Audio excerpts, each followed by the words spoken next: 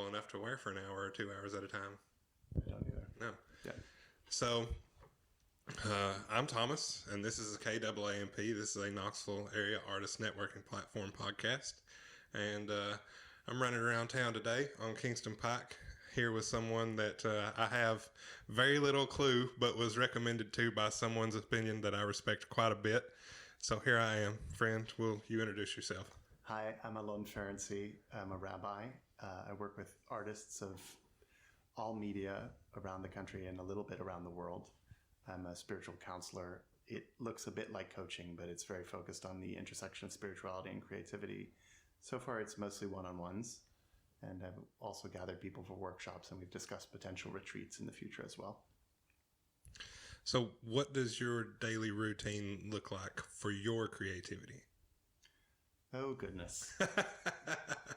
Oh, goodness. I had actually a client I almost met with this morning but had to postpone for a child-related issue said to me early in the process, so what's something very similar, what's your art? And I was stammered because I play Dungeons and Dragons. I'm very creative there. I'm a dungeon master or a game master, depending on what we're playing. And I know how to do a lot of artistic things, but I'm very weak at each of them. I used to be a pretty good actor, but I've never been able to be a great guitarist. I certainly can't do any visual arts. So it's noodling still. I'm thinking about getting back into theater. I've never gotten to direct. I'd like to direct something small. I don't know how that will work with 4 children and the demands of family and work, because the last week or two of a play is 30 to 50 hours of time. That's why you must cast the children. Oh, okay, that's not a bad idea. They're terrible actors. I've seen them. Yeah, when they try to convince you of things. No, I've seen they do plays at school. One of them has potential. They're good little musicians. I sort of want to have a family band, but we're not at that stage yet. And they fight too much, about the beat and stuff like that. But I don't know. I'm looking into ways to be more expressive. I was pretty continually in my adulthood a writer, a lot of essay and nonfiction. And I've started some sketches for some science fiction work. Like I said, I'd like to get back into theater, but in terms of process daily. Yeah, that's more the focus of the question. Great question, because I feel like a hypocrite because I would not allow my clients to do this. My practice is very haphazard. I would really push them into having something more consistent and accountable. I meditate periodically and lead meditations. I do the morning pages that Julia Cameron recommends in The Artist's Way, but instead of doing them daily, I do them weekly. And instead of a weekly artist date, I do that monthly. I do some work to prepare for games that I'm leading. I should be doing, should is a word I try not to use. I could be doing more writing. And I'm doing a presentation soon, so I'm writing for that. And that'll probably turn into rudiments of an article that I could publish, or at least consider. What else do I do as sort of an arts practice? And so much of my creativity is devoted to the work rather than my own production of art. And I think that's intention. As that client pointed out, to be authentic and to be part of the mix of what I'm doing with people, I should be following my own advice and having authentic practices. But I do some of what I advise, which is like going for walks without my phone, meditating, doing things that seem aimless or playful until they aren't. I do my own therapies, which I think is necessary, more of a precursor to what I do with people, that they address anxiety, depression, narcissism, family of origin, trauma. Okay. What else? I do try to be around art. What's an interesting, I wouldn't say it's a perversion, but it's a transition, is instead of listening to music and experiencing art and reading at my leisure, I listen to and experience a lot of the things my clients are working on. So they'll send me a track they're working on, or I'll see a painting they're working on. And that tends to be a lot a disproportionate amount of what I consume these days. Like I stopped reading a novel because I was busy reading other people's stuff. Well, I can imagine that's helpful in a way that lends context to whatever the situation is with the client. Oh yeah. Yeah, no, I love doing it. And then what's really interesting, when you know the person, you can't become an objective critic of their work. I can't tell you if your painting is good. I can't tell you if this track is good because I like you and you're telling me the story of how it came up. And I think that's probably true for a lot of, a model in the work is the way Rick Rubin approaches artists, right? Yes, Rick Rubin. Did you see the interview on 60 Minutes or anything he's been doing? I did, yeah. Where he's just like, I don't know crap about music. Which is a lie.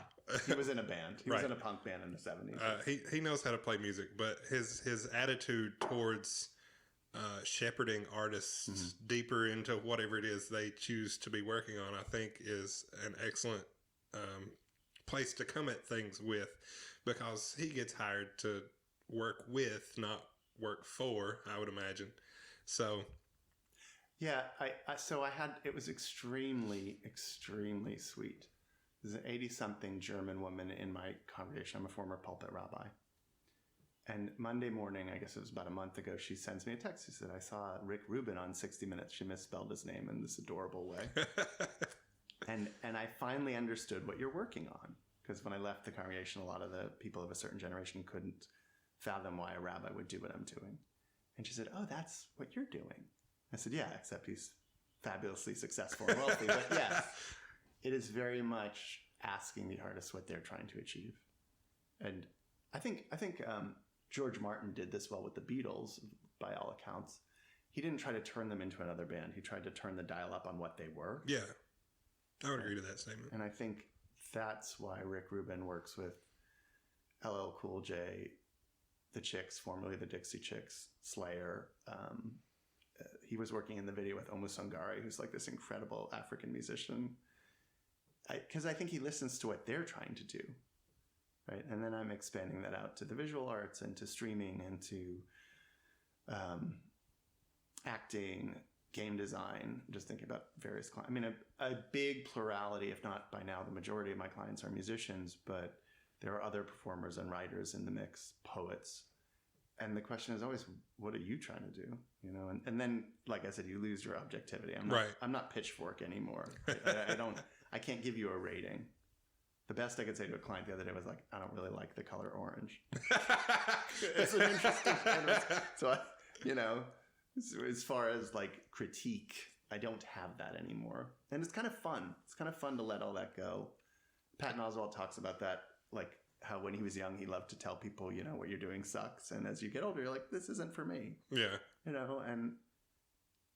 I think, I'm thinking about a session I had yesterday. What came up was like every stroke was true, right, in the painting. And that's all that matters to me. Right. Because you'll know instantly when the one that isn't. Me or the person creating the piece of work. I don't know if we always know. I mean, I think that's part of Rick Rubin's work too, is to tell them like, this isn't you, right? You've strayed from your path, or did you do it intentionally? Well, I know in my creative process, when I make the one wrong brushstroke, that there's a lot of subsequent brushstrokes to make it look like the right brushstroke. Well, I think also there's like the saboteurs, right? That was a phrase a client used that I like a lot, is the inner critic. And so in this particular experience I'm thinking of from another day, what screws up the brushstrokes is the inner critic telling you this should look more like Manet than you, right? Yeah, fair. And I think I was trying to find the value to the critic. I mean, it probably helps you pick a restaurant. Yeah, like among other things. We're going to spend this money. Should we spend it on Thai food or Jamaican food, I guess, would be the question. But it probably helps at a certain point in the process where you have a completed beat, you have a completed poem, and you go back to it and you're like, this isn't right? Like, this doesn't feel like what I was trying to say, or it doesn't hold true anymore, or it's too much of a moment that wasn't really what I wanted to say, or it's not prophetic, or it's not honest. But the inner critic that's, your father's voice telling you shouldn't go to art school isn't a helpful voice. No, it's not. So that's pretty much the overall. Is that the top-down view of what you do professionally now, more or less? Well, the shorthand is really that Rick Rubin 60 Minutes video, except, you remove, I don't yet look like a homeless man. There was a Bill Maher thing of fake Academy Awards, and it was best album produced by a band that thought they were working with Rick Rubin, but it turned out to be a homeless guy who had wandered into the studio. I also, I haven't gotten to the level of success where people will return my calls, but yeah, and I don't just work with musicians, although music is my first passion. Well, and in this town, music is pretty darn king. Is it? Yeah. I'm curious about that. Well, I think of craft is really big here too, pottery and I would agree, craft. But how many stages, how many nights a week have crafters and potters? Yeah, but potters never go on stage, so I don't know. I don't know how to just. My point is here is how many venues are open, readily accessible for that type of expression on any given night, and you could go anywhere in Knox County on any given night and see live music. Can you? Yes. I feel like the opportunities are too thin. No, there is live music every night of the week in this city. Really? Yes. Live music you'd want to see, or just something? Well, my tastes are subjective, obviously. Obviously, but there's music to be seen any night of the week. Yeah. Wow. I guess I need to figure out where the other venues are because I just know the major ones. Well, I mean, between 2,000 cap rooms and bar rooms, there's somewhere to play. I will have to start being more serious in my investigations. Well, I don't know how frequently you find yourself in a bar, but there are plenty around here that have live music. Yeah. Okay. There's all kinds. After we talk, you'll scribble out some places. All right. I'd also like to see stand-up comedy. Now, if from my vantage on the Knoxville comedy scene, which is not something I'm too terribly versed in, but would like to see more of, we have a really strong city comedy scene, but as far as acts coming through the city, people that tour with their comedy, we don't have a good spot for them to play anymore since the comedy club closed. Side Splitters closed like 2000 a while ago already, 12 or something like that. And the building one show there, and then I haven't seen anything else. Yeah, and I've seen a lot of comedians that I really like. That was nearly a national level spot. Like it pulled top tier talent that was moving around the country. Yeah. I saw a handful of people there that I would love to see again, but since we don't have that venue, those acts don't have a vacuum here to fill anymore. So the market here is lacking. But as far as local talent, we have the improv group, Einstein Simplified. They do stuff at Scruffy City Hall, I think, on Monday nights or Tuesday nights. And then there are a couple other venues and rooms around town that host live comedy. Okay. You're going to have to give me more. I don't have the full list, is obviously what I'm learning, and kind of embarrassed to realize I'm so familiar with, things happening at the Tennessee Theater and Mill and Mine and Bijou that I don't know what happens at the next sort of tier below that or above that. Well, the bar rooms and the 500 cap spots are generally where you're going to find a lot of your comedy. Yeah. Okay. Are there websites that track it? I'm not sure, but WUTK does a really good job of keeping up with all these kind of events. That's what I would need to know. Okay. They just announced a new newsletter, Knox Buzz. Oh, I'll do something that. like that. Yeah, they just announced a new, and I'm particularly interested in this particular newsletter because in the ad to subscribe to it, they were talking about art openings and gallery showings, and specifically more culture events too. Oh, that's what I need to be signed up for. That's okay. Good. That's what I need to get into. You have to edit this stuff out. I don't need to have the parts where I'm like, oh yeah. No. Well, okay. So about that, I generally try to edit these conversations as little as possible because I feel as if the flow of conversation gets ruined when you chop it up a lot. I totally agree. And I totally agree. I don't enjoy listening to that. Do you think people will enjoy listening to us talk about where I should go to, what website I should go to? Well, if they don't enjoy it, they can tell me, and then I may or may not disregard that. Okay. But I will urge them to voice their opinions either way. Okay. But yeah, I don't like a chopped up conversation. I don't like a lot of interjected sound bites. I just like the flow of a conversation. Like a 45 to 90-minute conversation has its own air to it, and they ebb and they flow in ways that I find really comfortable and entertaining. So that's the window I really try to hit. Okay. I'll cut stuff off the front or off the back, but generally anything in the middle I try not to mess with. Just, as it's an authenticity thing for me, and it's a time and energy devotion thing on the back end too. And this particular workflow with how I present this media is the healthiest way for me to present this media without sinking too much time or mental capital into it. Plus, it's how I like to consume media like this, so it balances out.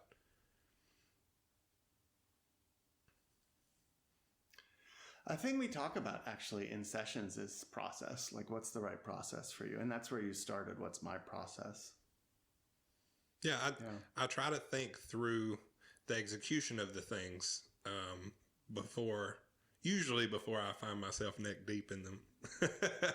Because as much as I like to just willy-nilly go about things, the other aspect of my creative self likes to at least have some sort of reasonable expectation of how I'm going to perform this thing. And where's the room for surprise in that, though? Oh, the room for surprise is intermittent in all of those things, because I don't know what you're going to say next. No, I mean, but in any sort of arts process, I think there's this whole concept that keeps coming up with clients. I don't have a good arts word for it, but in Jewish studies, you call it Torah Lishma. Torah is the Hebrew word for the Pentateuch, first 5 books of Hebrew Bible, and Lishma means for its own sake. So the idea of study and instruction for its own sake. So when you ask about my arts process, part of it is I read a little bit of the Talmud each night.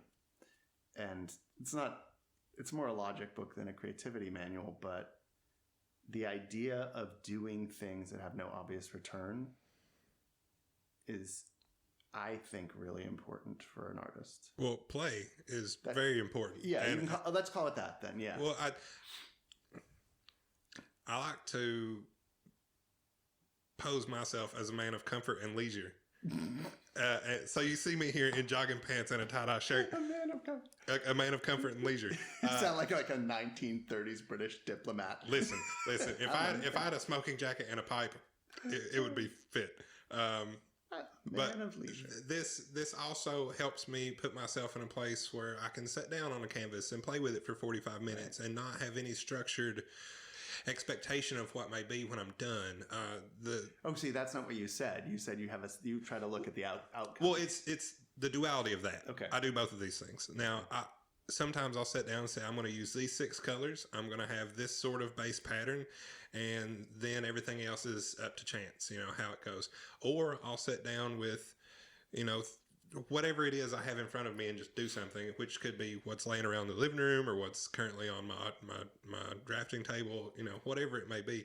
I fall on both sides of these coins, or this coin, and it's equally beneficial to me to practice both sides of that.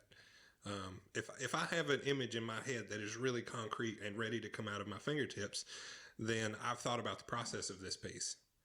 But if I just have a feeling or a part of an idea and I know I need to express it and it's not necessarily like the most rendered in my head, opposed to pieces that I've thoroughly thought through, I'll just sit down and play with the bones of the idea on the paper and see what comes of it. So there's that really structured, regimented part of my creativity when I have a really well-defined idea. And then if I just have part of an idea or an abstract notion I wish to express, then I have room to do both of those things however I see fit. So I'm not trying to pigeonhole myself. It's just I know that those are the two extremes of how I work. But anywhere in between that, my work can come out of my fingertips. I'm just trying to think of how many people... I think I have a client who probably has a graphic idea of what they want. And then I have clients who just go into the studio or the home studio and start making and surprise themselves and try to recognize when the work is done, whether it's a painting or a beat. When the work is done is a terribly difficult question. It's a huge question for every artist. And I think that's probably what Rick Rubin does a lot of. Being a really good record producer is telling the band it's over. Hey, this is good. You can stop here. We can stop. We got to stop and probably remove 2 tracks. Yeah. And not do what we did. Because he talks himself about being a reducer, which I love that model. I mean, and maybe it's just me, like, I'm trying to think if this is true of other arts, but certainly in music, some of my favorite stuff is so simple. Like Nick Drake has an album, Pink Moon, where it's just him and his guitar. And I always think they recorded in a hotel room, but I don't think that's true. But he just went in with the engineer. And then there's one track has a piano. Or, you know, the Rick Rubin records with Johnny Cash are really spare. I don't know if that's true of like literature that I love. I don't know if I would call Cormac McCarthy's one of my favorite authors. I don't think his stuff is so spare. The language can be pretty brutal, but it's flowery also. It's elaborate. One of my most difficult points is figuring out when to stop. And there's a point here that I normally cross, or a line that I normally cross, is if I do anything else to this, I'm going to mess it up. Not that it's done or it's finished, but if I continue, it will be worse. It will be worse somehow. So I try. Like a bell curve. Yes, I try to find that line, and that's with most things. But you know, if I have a very well formed idea, I know when it's finished because I know when I've achieved the thing that I see in my head. But if it's that clear in your head, sometimes, not all the time by any stretch of the imagination, but there are times where I'm working on ideas that I know exactly how I need to do every single part of it, and once I've done all those steps, it is finished. Those ideas, I don't look at them when I think I'm done and go, oh, I need to add this. It's like, no, it's finished and it's done now. But the more open-ended side of my workflow is like, oh man, you know, I would really like to put blue here, but if I do, I don't know. And then I have to look at it for weeks and debate with myself. And if it comes to be like a month and I haven't touched it, I'll be like, all right, this is done. I'm okay with how it sits because I haven't had the drive to add to it or take away from it. Yeah. Also, getting as an adult and taking my creative efforts seriously, learning my creative desires has been a really intricate process because there's no rule book for this. There's no. That is 100% my work with people. Yeah. Like trying to get them to hear their creative desires. I like that a lot. It's so strange in a way that it's almost an internal dialogue you have to have with yourself about how satisfied or dissatisfied you are with what you're doing in the moment, and and that's the inner critic part we were talking about earlier. It's does this suit me and how I want to express it, and does this suit the piece I'm trying to express with, and how all those things intersect with one another. It's an intimate conversation you have to have with yourself about how you create. It's so much fun. Oh God, I love it. That's why I still make art every day. Much fun.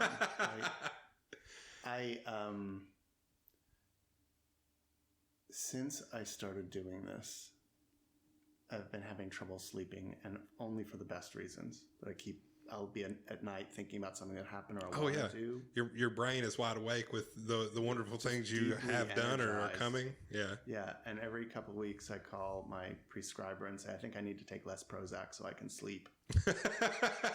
That's a good thing. It sounds like. It's been amazing. It's been amazing to be around these. And then a piece that I never anticipated is having people show me work before they show almost anyone. Not the vanity of it being before they show, but work in its genesis when it's not even good. Like, and that's not the question, but it's just to explain to me, like, here's something I'm really excited about or not excited about. I think this sucks. I think this is really exciting, but I'm working on it. Right. And I wanted to share this with you. And then I get to ask them, like, what were you thinking about when you did it? And how long did it take you? And why? And what was the process? And did that feel right to you? And I think to circle back to what you said, like art schools, and I've reached out to some art schools to work with them. Art schools probably teach you a lot of technique, but not a lot of that inner visioning of like, why am I doing this? And what suits me? One of the worst conversations I had was with a record producer who who now teaches at a school, and he's like, oh, I teach the kids to make copies of other things. I was like, why? I mean, there's a technical virtuosity to that, like being able to reproduce the drum beat on a Drake song, but it's not going to help people find their voice, except by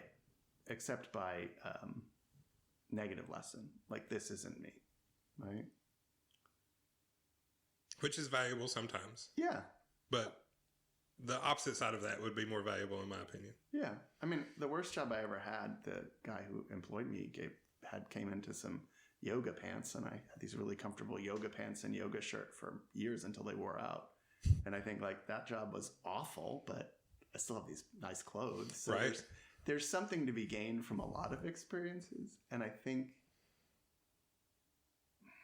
we're in collaboration with a lot of sources always. And there's that push and pull of what we want and what we don't want and what we're attracted to. And then there is a value in being able to enunciate that and make it explicit. And then sometimes that's overrated. And being able to describe why you think you really like Anish Kapoor's work. What a polarizing figure that man. Is he? Anish Kapoor? Yeah. Oh, yes. For political reasons or just his work?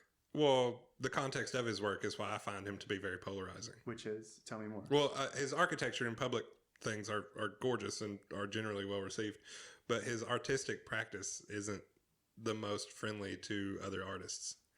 How? I thought you were going to tell me like he uses 6-year-old Tibetans to make his sculptures. No. It's more so how he has very exclusive materials and processes granted to him by large companies and the federal government. Really? And Vanta Black. I was curious if you were going to say some color. Vanta Black, he's the only artist licensed to use Vanta Black, and he is very uppity about it, and it is unappreciated generally in the artistic community. How can you claim a color? It's a chemical compound, and the company and the government. Didn't DuPont find Vanta Black? They did, and they produce it, or whoever the. But he's the only one who can buy it from them. Well, he's the only person that can use it. Period. I gotta license me a color. That sounds great. Well, try to use Ralph Lauren green real quick and see what happens. Well, I think the Vols have that orange is trademarked. It's PMS 151. That's the code for it? That is the PMS code for it, yes. It's the only PMS code number I know off the top of my head, so nobody asked me. It's a very pretty orange. It is a very pretty orange, but they do have it, I think, trademarked. But they can't trademark a pattern, which is the checkerboards. So checkerboards are fair game. But Vanta Black itself, I suppose, is more polarizing than Anish Kapoor's use of it. It's just that he is so tightly correlated with it, being he's the only artist allowed to use it. I can't believe you can get I don't know what backdoor deal he had to do to make this happen, but that's how it is. And some of the things he's done with it, the hole in the ground, and how he's chosen to use it and demonstrate it. He painted a BMW X6 with it, and it looked hideous because it's a car, and it looked like a big black blob after that. But as a technical demonstration, this compound is amazing. But interesting. There are a lot of people who have a very negative opinion about him and his work due to this fact.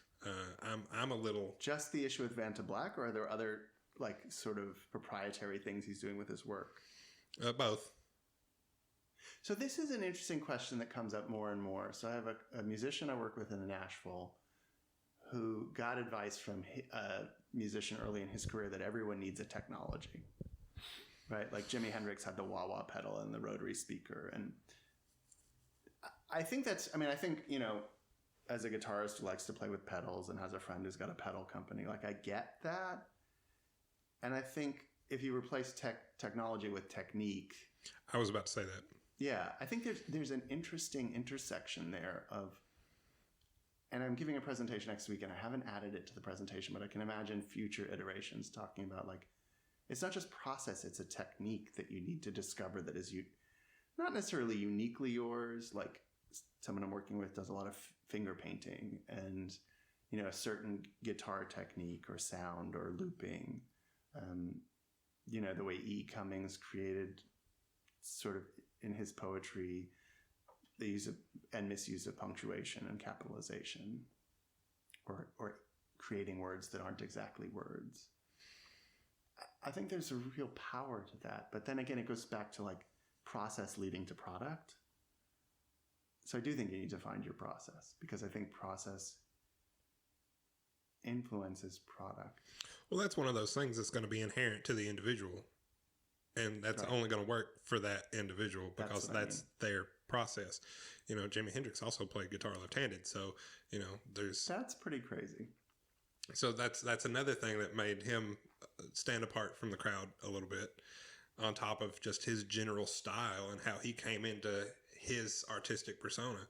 His journey into being Jimi Hendrix was wild, you know, playing backup for Little Richard and all that. You know how you he break the rules went if you through don't some know the rules stuff in the first place. being a musician before he was Jimi Hendrix with the And Jimi now, Hendrix if we're going experience. to talk about I mean, I think process and people have technique and to product now, make their bones. with my personal style and the art that Yeah, I make, it's taken me like 3 years, you know, 4 I always years think to about figure Charlie out Parker how to learning do all the rules of things that jazz I'm before he making could break now. them. Yeah. And Right. I mean, how do you? there's, you know, a handful of influences from all over my life that have bled into this to make it what it is.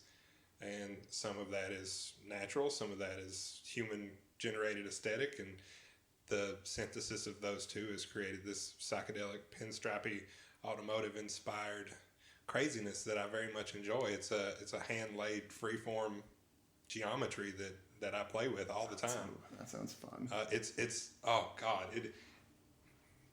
this is where I find my peace, my calm, and my workflow. The zen of my workflow is putting 3 or 4 hours with a brush in my hand, making these single brush strokes that make a larger assembly of geometry. Now, I'll show you pictures, but I will want to see it after. Yeah, but probably in person better this than in is- pictures. this is just, now we're getting to the part that I want to talk to you about. This is where I find the zen in my workflow, because this is the part where my brain turns off. And this is the That's part. flow state. Yeah, Send me how it exactly. talks about the flow And state. this is one of the things that I ask, or try to remember to ask just about everyone. Where do you find this in your flow state? Is this part of your workflow? Is this something that you actively practice to achieve in your workflow? And what amount of your workflow is necessary or involved in that aspect of your? I think the closest I Mindscape. got to that kind of experience in arts making was being on stage. Which makes total sense. Right, because you can't think of anything but what your next line is and what Right. this person's going to say and You're reacting in the to it. moment. Yeah, but I think I'm noticing as you're talking, and you started by asking me about my process, and I realized what is my technology is scripture, is sacred text. Like, you know, when I create meditations, it's based around ideas of sacred text. It's based around use and misuse of sacred text. When I mean, the funniest thing is if my wife listens into me playing Dungeons and Dragons and I'm like mastering a game, she says, "Don't they know that character is evil? He's named after someone bad in the Bible." I was like, "Well, they're not biblically literate. Thank God for me." Well, context to be damned. Right, but they, you know, there's a lot of, even in the process of working with clients, I think what differentiates me from a coach, why I'm really resistant to calling my work coaching, is among other things, there's a deep spiritual grounding to it. And there's a lot of classic stories from my tradition, whether it's Hebrew scripture, Talmudic story, late rabbinic practice, mystical and late mystical practices, that I can give people as rubrics under which to do their work. There's a story, it's kind of funny because it's really hackneyed in Jewish circles, but you can take this really hackneyed thing and repurpose it and reshare it, and people find it very helpful, which is, there's a rabbi, I guess about 200 years ago, Zusha of Hanipol, and a famous quote of his is that when he gets to heaven, they won't ask him why he wasn't Moses. Well, the punchline is they'll ask him why he wasn't Zusha. Right? Why he wasn't himself. Yes. And I think that's the artist's struggle, right? Like, you're not supposed to be Pollock. You're supposed to be yourself. Right. You're not supposed to sound like the Beatles. You're supposed to sound like yourself. You know, and then also, I mean, I think I'm really enjoying Rick Rubin's new book, The Creative Act. And I struggle with this diversity among the people I work with. So there are authors, poets, novelists, a streamer who are essentially working alone. And then there are people in a band, there are people on stage, right, who are working in a crew.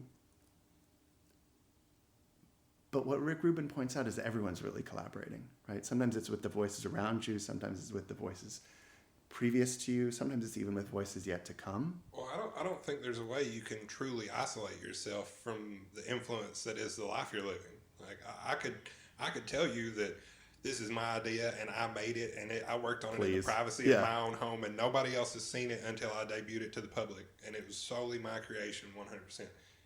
That is such a ridiculous statement to me. That's only true of masturbation, what you just described. the only thing that story applies to is masturbation. So, there's not a way that I feel that one can escape the influences of the context of their lives. Absolutely. And no matter what, it might not be an active or knowing collaboration, but the fact that you went on a run this morning and had to turn around because the water was taking over the path was a forced collaboration between you and Mother Nature. Just to clarify, I was on a bike. I can't run anymore. My hips are too old. With clarification, I cannot run anymore. But example stands, and you know, you were forced to comply with this circumstance, and life is a lot like that. Like I recently was in a car accident, had to acquire a different car. So that was a circumstance that I was forced to comply with. And sometimes most of the time, you just cannot escape those overarching bits of context in a person's life. And it's not just compliance, it can be active conversation. Right. I mean, there can be a back and forth with these things. You have to interact with them, whether it's one directional or bi-directional, I'm gonna push into a metaphor. Go, please. So the Talmud, I really struggle with. So there's this process where you can read. The Talmud is about 2,000 folio pages, which means front and back pages. And there's an idea called daf yomi, which means daily page. And if you read a page a day, which takes 20, 30 minutes, depending on how carefully you read it, sometimes 10, you can complete the whole book in a little over 7 years. So I'm about 2/5 the way through. And what's fun that I didn't pick up in seminary is, what the hell is this book? Like, what is the nature of this book? Was that because it was presented to you in such a manner? Yeah, they present it like it's the foundations of Jewish practice. Explore it. Or you weren't, yes. Because here's the thing. Right. And you read it through and you're like, is this a recipe book? Is it a storybook? I mean, most of it is a logic book. It's about how to think. Like it's an instruction manual for how to think about things. I rejoined the hospital ethics committee at UT, and I was like, this is like a Talmud discussion. Like people bring up these unusual cases and try to think about how to connect them ethically and legally to other cases and to other principles. And what principles are they illustrating, which is a lot of Talmud, but it's also this dialogue, or dialogue implies too, it's a conversation among dozens of sages and previous traditions and people who didn't even live at the same time or in the same country. And the work of what we call the redactor, which is the editor, in gathering those sources and making them appear in conversation together is very interesting as a model for artists, because I mean, you can't have a conversation with Manet, right? Mm-mm. You can't have a conversation with E.E. Cummings or T.S. Eliot, but yet you do, right? And then, I mean, maybe I guess it's strictly metaphorically. So you read theirs, you write, and then maybe in response to what you write, you read something new and you see it in a different way. So maybe we are all in this timeless conversation and collaboration.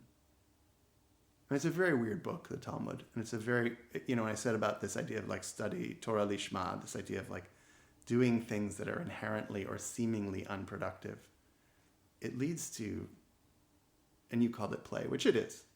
It's a form of play. There's a philosophy work, I think it's called The Grasshopper, and it's about defining play, and the definition is something along the lines of arbitrary imposition of rules that make it more difficult. Right? I like that. If you could run a race and just shoot the guy next to you with a gun, then you would win. Right? You'd win very easily. You could walk, but you've imposed rules that you have to run on this straight course, and you can't take shortcuts, and you can't trip the other guy. Darn. I know. I'll never be a good runner. I think that's like such a cool... I've just been starting to think about it as using the Talmud as a framework to help artists. And I'm not clear how it works because the Talmud is so much a logic piece. And we usually think of like logic and creativity as at odds with each other, although I don't think they have to be. I think bureaucracy is at odds with creativity. Yes, I was about to finish that sentence for you. Bureaucracy is definitely at odds with creativity. I mean, that was the piece that what I found suffocating was working at a nonprofit was the bureaucracy of it all. Well, there's so much inherent structure to something like that. It's hard to find the place where you have room to play because everything is so regimented that we have this form for this, and this is the action you take with this piece of paper. And if you need to get this done, you talk to these people in this way. Yes, there's no room for taking chances in a lot of these organizational styles, which for business sometimes is, puts you in a hole as far as running things in general. If you don't have room to take risks, then you're pigeonholed. What's also fascinating, you mentioned business and starting my own business, is like, it's not fear, but it's real clarity of decision. So right behind you is a label maker. It took me weeks to decide if I wanted to spend $60 on a label maker for my files. Right. And I was scribbling on, old stickers with a Sharpie, and the stickers were falling off, and I was like, I need a label maker.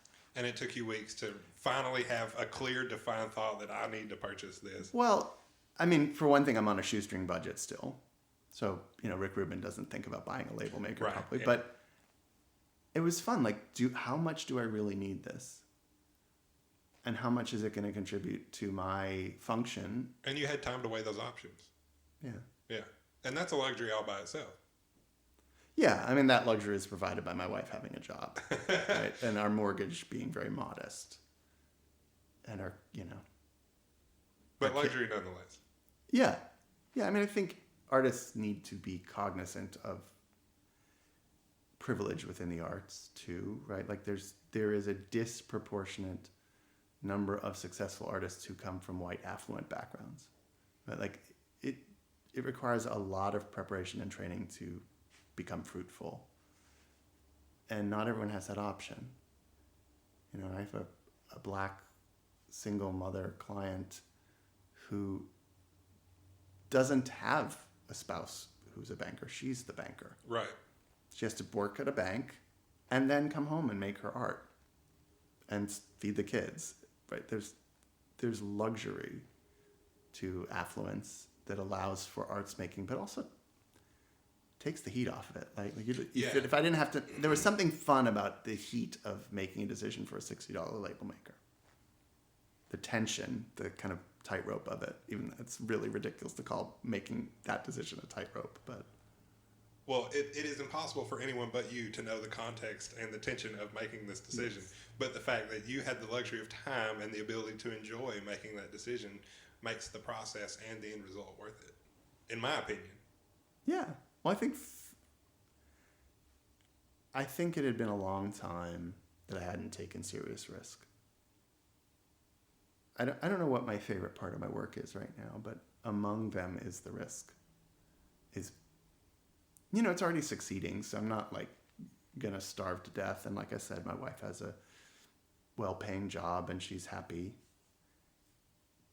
But at a synagogue pulpit, it has so many wonderful elements, and among them is security. Mm-hmm. You're paid along a contract. Right? I was in a multi-year contract. I couldn't easily be fired. The salary was more than generous. Most of the time I worked with lovely people and didn't work obscene hours. It certainly didn't compromise my family life. And I was good at it. But I wasn't challenging myself after a while. And I think I missed that. I missed being scared a little. Not being scared, but being... Yeah, I would be scared when people yell at me or there'd be a fight in a boardroom, but fundamentally putting myself out there. The gravity of your decisions were less because everything was so structured around you. Perhaps? I'm not sure gravity, because they're still, dealing with people as they were dying and being born, and every part in between. It was like, Well, how about personal gravity? More, what's the word I'm looking for? Dictation for your own path. yeah, skin in the game, Yeah. agency. Yeah. Yeah. I don't know. I mean, I suppose eventually I'll get tired of this, like this idea of having my own work, and it'll be wearying, and someone will say, hey, do you want to come work at the university? And I'll think about it, but maybe not. Well, in this vein, one of the things that I've been toying with as an overarching idea of how I'd like to conduct my life is I really don't enjoy having a job, but I very much enjoy working. I really do like working now. I love working on the things that I love working on, and trying to explain this concept to my father, who is 60 years old, challenges his worldview in a way that he is very uncomfortable with. Of course. Of course. So by that reaction, I understand how polarizing of an idea this is to someone that has lived the life where you have a job and that's your life and that's how you go through things. But I have a million things I would love to work on, but I don't want to have to get up at 5 a.m. and go to work because I have a job. I want my job to be expressing myself through my work, not so much the things I go to do to participate in society to make money as a normal workforce person. Like, I want to be able to do the things that I create actively be the way I transition myself through society. So I want to work so much, but I don't making have a a job. face because I'm not sure it's a distinction with a difference. So- I understand what you're saying, but I'm not sure the words are correct in my mind. The job I have is a subscription to participate in society that I do not enjoy. I like my work at this job, but it's still a job that I have to do to benefit from society. If my work directly benefited me in the eyes of society, I wouldn't have a job. It would just be me doing the work I want to do instead of something I'm required to go to. Okay, let's give a real world example. So when I was a rabbi, it was a calling, it was a passion, it was a career. I didn't punch a clock because it's a very flexible job, but I had to be in an office. There were expectations. There are expectations, and there was a W-2. Mm-hmm, exactly. I think now I'm structuring my own expectations. And that's more what I would like to do for myself. I think that's myself. Yeah. And I think also, so we started talking about Rick Rubin and the 60 Minutes interview and his work in promoting the new book. And when I first saw that, I thought there was like lust over, he's wealthy and he gets to work with famous people. And I would like all those things. But really, at the end of the day, I want to do more work. Because when I am engaging with a client and see myself helping them transform their artistic process and product, I can go from a really lousy day to a really great day in an hour. I believe that 100%. Yeah, it's delightful. Yeah. And then and even though the business is achieving liftoff and 20, 25 clients right now, if I only see each of them once a month, it's still only 1 hour a day of the work that I love. And then the rest is like figuring out what to put on Instagram and who to email for leads and setting up a billing system. And I would like to be getting to, I don't know what my carrying capacity is in terms of emotional and spiritual load. Like I could certainly see 3 people a day right now. And I can see a future where I can see 5 people a day. I don't know if I could get to like 6, 7, 8 people a day. But that's an 8-hour day of work with all the administrative things in between, right? Right, you have to figure it out. Yeah. And there's a part of me, and maybe this is just willful naivete, that thinks the money will follow, right? Like if I could just do more work, because I find my work inspiring, and there's always, so most of my work is 1 hour, roughly 1 hour one-on-one sessions. And there's the first like 10 to 20 minutes where I'm really nervous because I'm thinking, what is this person going to say? Can I be of any help? Oh God, I'm an imposter. Why would they listen to me? The imposter syndrome is tough sometimes. But almost always by the end, I feel like I've done something of real significance. Helped a person sometimes connected with something deeply spiritual, seen or been aware that really beautiful art is coming.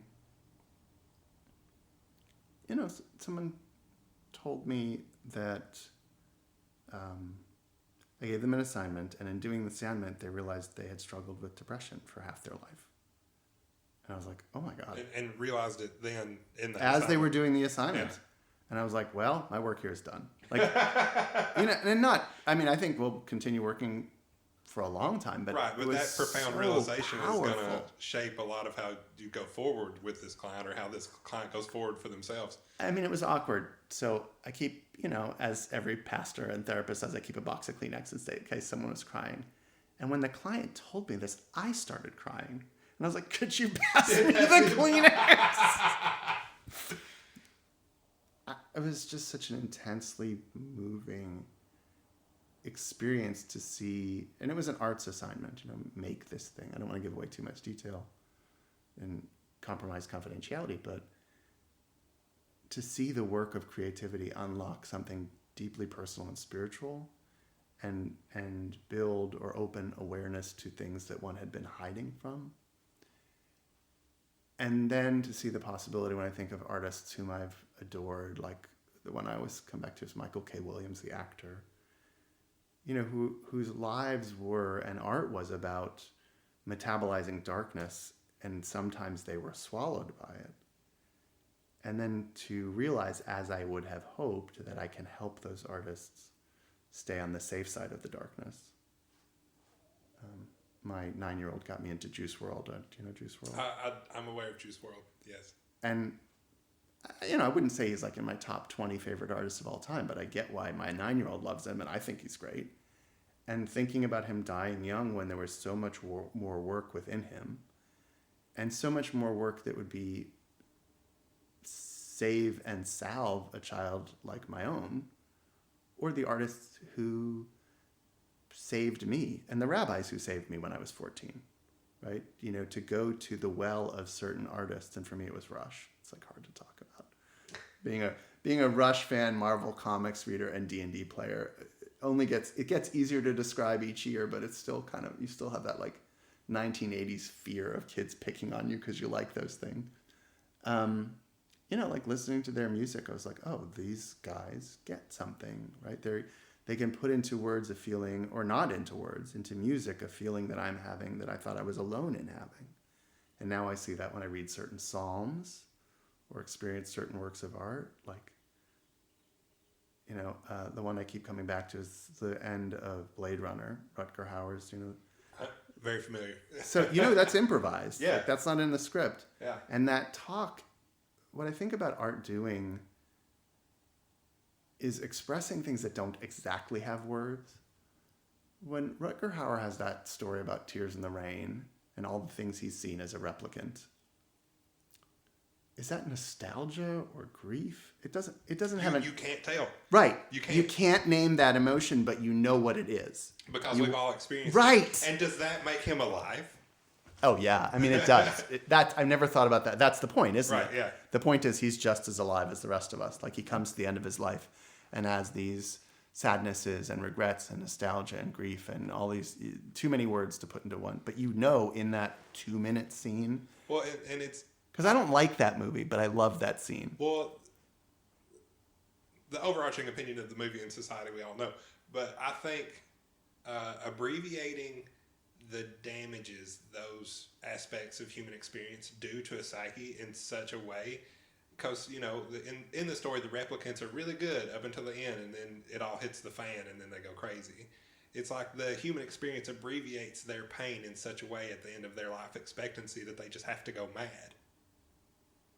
And I think that's such a neat way to illustrate parts of the human experience in a condensed way that we don't get to experience because we live all of that constantly our entire lives. And to see it, well, they know when they're going to die, right?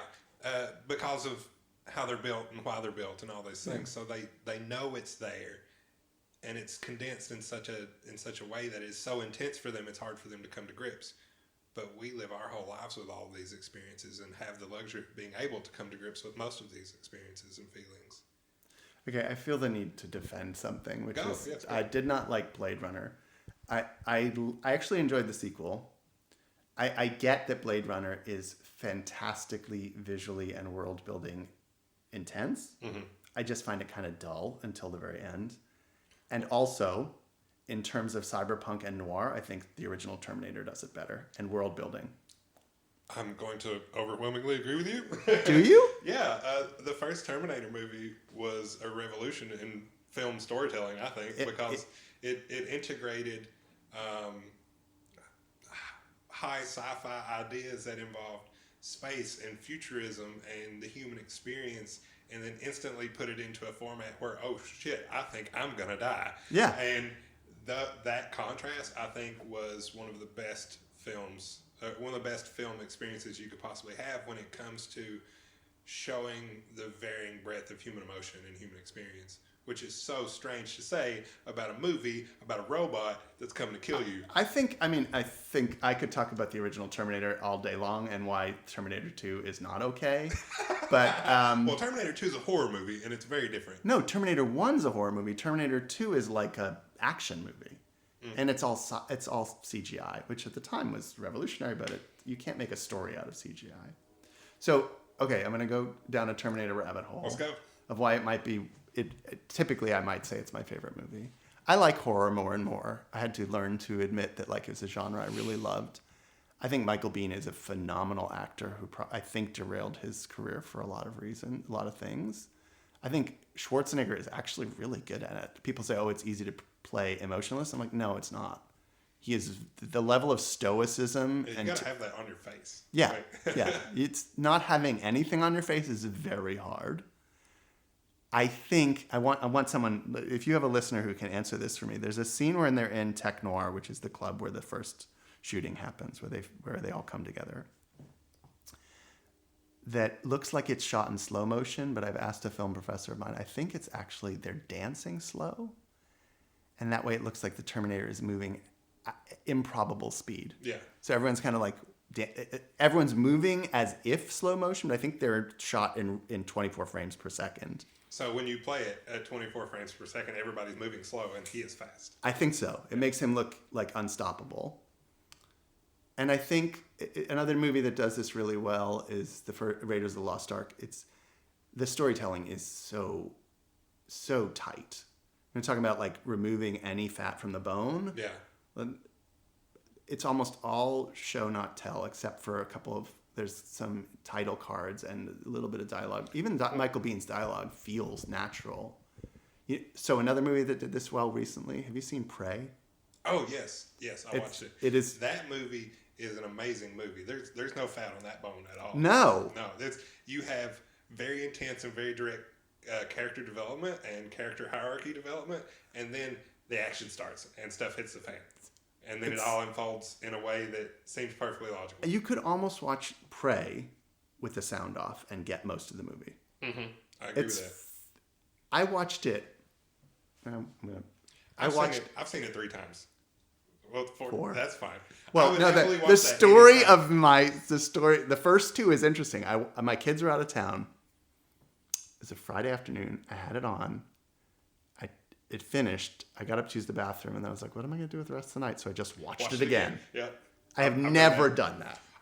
Honestly, I'm not one to watch movies multiple times in short time spans either, because I don't like feeling as if I'm retreading the same ground. But that movie had something to discover. Yeah, and it was so thoughtful in the context of the overarching Predator mythos that you didn't have any questions about why or what, because it just fit so well. Like you didn't know this puzzle piece was missing until you were given this piece. It's so excellent. It's such an excellent movie. I mean, because it also has the terror vibe of the Terminator, which is like there's this thing that's coming to get you, and you can't stop it. Right, and way more powerful than you. Yeah. Right? It is a seemingly unstoppable force. And it's actually interesting that vibe has really entered my role-playing games. That I always more and more want the players to feel like dread. Yeah, but also the sense of like one wrong, we can't make a wrong move. We have to be so much smarter. What the story of Prey is that she is so much cleverer, right? I mean, that's the Omar Little in The Wire, Mike Ehrmantraut. They're not physically strong. They don't have the resources. But you have to you have to overcome strength with brains. Yeah. You have to outthink these obstacles. Unbelievable. I love stuff like that. I love those characters. Mike Ehrmantraut in Breaking Bad and Better Call Saul and Omar Little in The Wire. Like the people who show up first, the people who I'm trying to wrench this back into thinking about how that affects art, but it doesn't have to full circle. It's fine. No, but there is a lesson there. There's something there about. Well, I mean, I think real artists work their asses off. Well, how do you craft that viewing experience for the end user of this piece of media? I would feel as if it's a constant collaboration between you and the crew and the writers and everyone involved. For sure, but I mean actually the character. Like in what way? There are these disparate elements in my life today. So there's these heroic or anti-heroic elements like I don't remember the character's name in Prey or Mike Ehrmantraut in Breaking Bad and Omar Little in The Wire, who are smarter and harder working than anyone else in the room. There's the Talmud, which is both a book about logic and about cross-linear dialogue. And then there's process. I mean, those are the things that are coming up for us today, right? I mean, I think there is something about it. Like, this myth of, like, the tortured artist who's always drunk, like, they don't have much of a career. Like Woody Allen's manager said about Lenny Bruce that he sinned against his talent, right? And it's really easy to shoot yourself in the foot, right? Anytime. You have to. I think it's this disgusting societal idea that artists have it easy. Like I was thinking, if I met Dua Lipa, my first question would be, "What's your work day like?" Yeah, that's an excellent question. She works really hard. Yeah, she probably gets 4 to 6 hours of sleep and is go the rest of the time. Yeah. I bet she goes to sleep at 2 a.m. and wakes up by 10. I don't know if she gets 4 to 6 hours of sleep, but it's not not just the 2 hours on stage. Well, I say 4 to 6 because that's what I get. Ugh. And if it's 6, I'm lucky. At night, I usually get 4.5 to 5 hours of sleep because about my day, when I get home from work, I don't feel as if I've spent my day doing things that I feel valuable for me. Mm-hmm. Obviously, like I'm making money and doing things that I feel good doing while I'm at work, but it's not the things that I would spend my time doing if it was solely me doing my time. So, I'll be up till midnight or 1 a.m. working on my art for myself until I feel good about what I've done, and then I'll go to bed no matter what time it is. I just try not to get less than 3 hours of sleep because then I'm a zombie the next day. But 4.5 hours of sleep, if I can get that minimum, I feel okay going into the next day. Consistently. Mm-hmm. If I get less than 7 consistently, I'm not a happy person. Let's see. Last night I went to bed a little early. I was in bed at 10:30, and I woke up at 7:30 this morning. But I don't work Fridays. I work 4 days a week. So if my so you do catch up. I try to, but it doesn't always. Like last night, I really intended to spend a couple hours finishing the painting that I'm currently working on last night, but I just sat on the couch and fell into the YouTube rabbit hole and fell asleep on the couch, so it didn't happen. But I had the intent to do that, and that would have put me in bed around midnight, 12:30, just because getting into that groove and coming out of that groove would take that long for this particular thing. It's not that my creative process extracts a lot of amount of time out of my day. It's just that once I get in the groove, I try not to break myself out of it unless I absolutely have to. Right. So I like to spend several hours working on the thing when I can get into flow state and just do. And even if it's just looking at it, thinking about what I'm going to do next, that's still an important part of the process that I try not to abbreviate.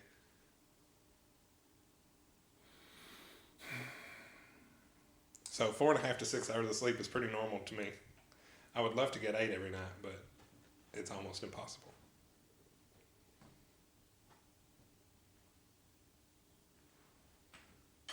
I'm having a reaction, and it's probably the rabbi's reaction to someone who could be in their care of like, don't forget to take care of yourself, and Oh. it sounds like it can't help but compromise you at some point. It does at times, but I'm mindful of that because I've been doing this for a while. I know myself really well. At this point, I'm almost 32 years old. I've taken my artistic expression seriously since I was like 23. So I know myself well enough now that if I have to break my concentration and say, you need to go to bed because you got to be up at 5 a.m., I don't want to, but I know I need to. I don't want to. I don't want to, but I I know don't I need want to. to. Because there are expectations of me otherwise. I need to be at work at 6 a.m. to get the printers and the plotters going and make sure the guys that are out in the shop floor doing all the installs have all the work they need that day. Because in my job, I'm the bottleneck. So if I'm not there doing the things, making sure all those guys have everything they need, everybody's fussed at me because I'm not working hard enough. And I don't want to get fussed at for not working hard enough when those guys don't have all the work that they need. Is there a way to rebalance your life so that you are doing more making and less working, to use your language? Or I think you said you called the crafting and the making the working, and you had another word for the job. More work, less job, I guess is what you said. I would like to have more work, less job. And Is there a way to rebalance at all, even fractionally? I'm trying to figure out a way to do that currently, and I'm having a really difficult time with it. I would very much like to be surrounded by art more in my daily life, and that's not my art, that's everyone's art on the whole. I love to celebrate creativity, so the thing that draws me most is being able to somehow facilitate a multi-use space that is a vacuum for expression. That sounds cool. Is this like a physical space? Yeah, or a physical metaphorically? space. Well, right now it's a metaphor because it's not a brick and mortar space outside of my house. Now, my house is the multi-use space right now, and I'll do all my art there. I paint live out and about at shows and stuff too, but that's not what I'm trying to focus on. I'll have friends come over. We'll have art days. I have plenty of friends that play music. They'll come over and I'll paint. They'll play. We'll do whatever. We'll just do our things in the same space. And I would very much like to Sounds extend. like you should have a rabbi there. That would be fun. I have a rabbi right here. No, I mean at your art days. I would not be upset about that at I all. would love to be at one of those. That sounds fun. Well, I will give you a heads up next time. Yes. There's something happening at my house. Yes, and then I'll give my wife some excuse why I have to leave. You can handle that one. What day is it? Like a particular day of the week? No, it's just whenever things fall in line. Yeah, But put me having- on the text for that. Having a physical space that is more accessible and more aimed at generating these types of gatherings would facilitate these things more often and more frequently and have a higher value, in my opinion. So I would love to facilitate a space that has continuous art on display that rotates every month. And I would also love that place to be a space that puts on artists and shows art that the other established galleries around town would never want to show you. Like my aim for this place is to be called the Weird Gallery, because this is all the stuff that nowhere else around town wants to show you because they don't see the value in it. I've had my work rejected out of damn near every gallery around town that I've had the balls to ask. And my art is just as valid as anyone else's to be displayed anywhere, I feel like, because it is a creative output. So the fact that I'm being gatekeeped, people are playing gatekeeper or saying that my work doesn't fit the aesthetic of their venue or that their wall space has a higher dollar value than my art can bring, whatever it may be. I've been told all sorts of things. I don't see why that's a valid excuse to tell me no. If you don't want it, just say no. You don't have to layer all these things on top of it. So I would like to facilitate a space where the more counterculture things are the things that are welcome and happily presented. Because I've encountered quite a difficult time showing my work around town in established places that are facilities for displaying art. Now, I've shown art in bars, I've shown art in restaurants, I've shown art all kinds of places, but not one established gallery around town that says, hey, yes, you can show your work here. I think there was a movement in France where they had to do that. I remember reading. So I would like to facilitate a venue to where that weird stuff that nobody else wants to show you, that's all we have here.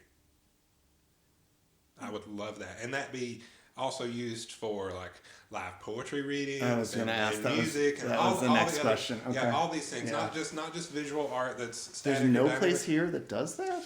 I mean, there are mixed use places like the Birdhouse is a community house, and they do all sorts of things, and you can do, you know, anything in there you want, pretty much, as long as it's publicly presentable. You know, but and I've done art shows there, and I've been part of art shows there, but it's not a permanent space for those types of things, and I would like to have a permanent. There's no brick one and mortar doing that radical stuff here? Not that I've been privy to discover. Well, we got to do that. Well, that is what is taking up most of my.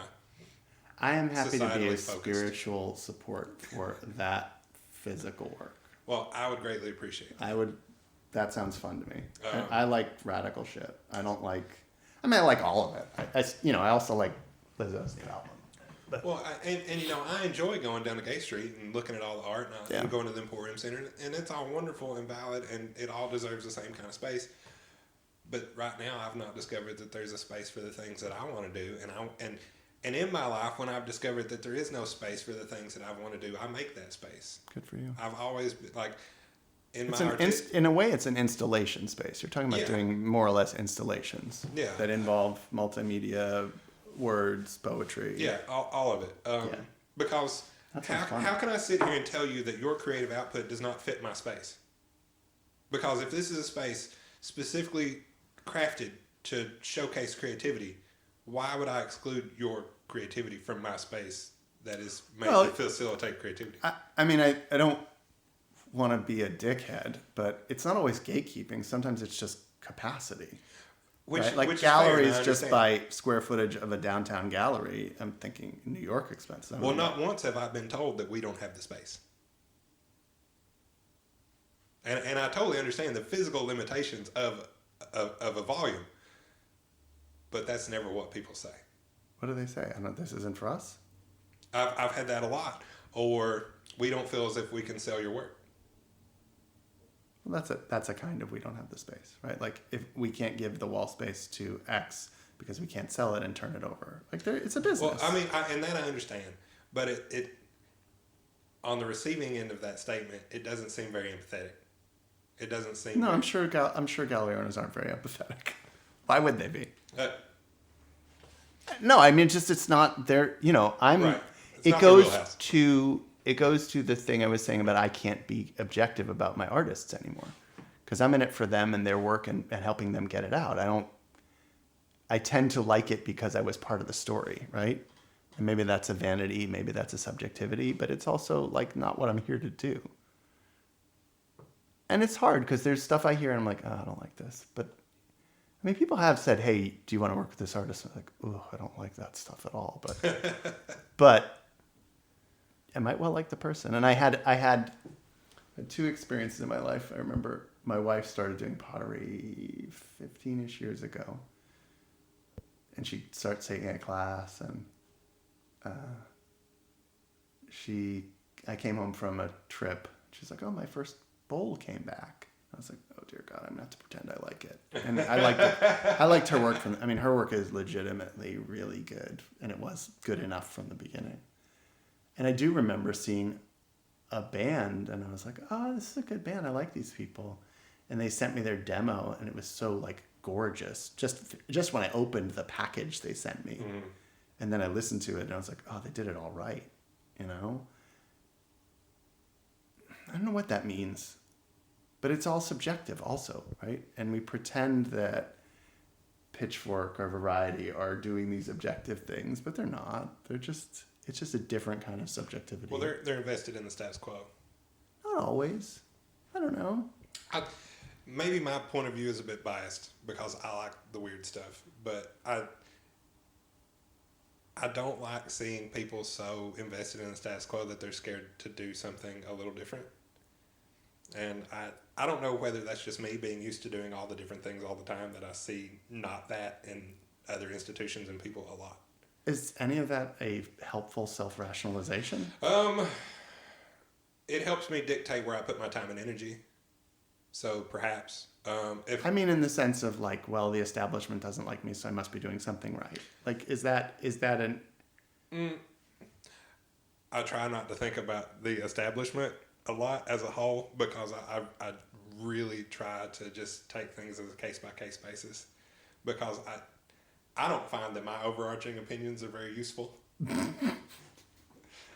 So I try to look at things in a more granular nature as best I can. But that being said, there are experiences that lead me to having my opinions. But I also know that they're my opinions and they're fallible, and there's no way I'm right all the time. So I have a healthy dose of salt on all these things as best I try to keep it. Okay. Yeah, go ahead. I'm running out of steam. Oh, okay, that's fine.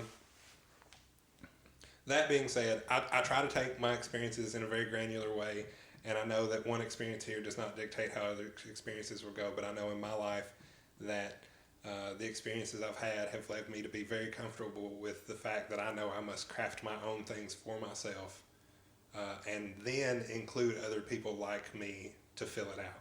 There was a movement in Paris in, I think, the 19th century, but it might be 20th century, that had to create its own venues. I can't think of who it was. Maybe Cezanne. They had to create their own venues. I know it does happen. I know in my life experience, the creative people that I have around me have been the most fostering to other sources of creativity. And I always enjoy working with people that wish to foster the same type of positive environment about places to be creative and express themselves. I know a lot of musicians, and musicians are always looking for places to play and practice. And sometimes they just have to make it themselves in their basement, and that's just always the DIY mentality I've ever had about anything that I wish to accomplish. That's why I have 3D printers and make my own jewelry. It's why I make my own stencils and stamps and things for my art. It's why I guess I'm trying to build my own brick and mortar venue to display my art and people's art that's like mine, in the same counterculture, weird, just not generally what you would see at the bar in public kind of thing. And I take satisfaction in this, and I like seeing other people enjoy such things. It's a rising tide raises all ships mentality. Because I don't like being selfish when it comes to sharing creativity. I want other people to share and behold as much as I care to share and behold. So facilitating a space for everyone to do that, the thought of that makes me really happy. And that's work I never would mind doing. Yeah. So that's the work I want to do. Yeah, I hear that. But I guess we can wrap up. On if you will tell people where to find you and do all the things. I'm Eclectic Cleric on most social media, and my website is www.eclecticcleric.com. My email is alon, ALON, @eclecticcleric.com. That's all of it? All the things? Instagrams, Facebooks? Eclectic Cleric on Instagram, Facebook. I think that's what I use on Insight Timer for meditations. Twitter, which I rarely use. I do have a TikTok, Eclectic Cleric, but have yet to do anything with it. Oh, YouTube. I have a lot of stuff on YouTube. Okay. Also. So YouTube's and most social media platforms, you can find this guy and find him readily accessible. I'm Thomas Zachary. This has been the newest episode of the KAAMP. If you wish to support the podcast, you can buy my art at ttw_artworks on Instagram. You can find also all those things on Facebook, and if you would like to support the podcast in a non-monetary way, you can share it, rate it, subscribe it, and wonderfully put it in your friends' ear holes with consent. Thank y'all very much. Thank you. Thank you. Thank you.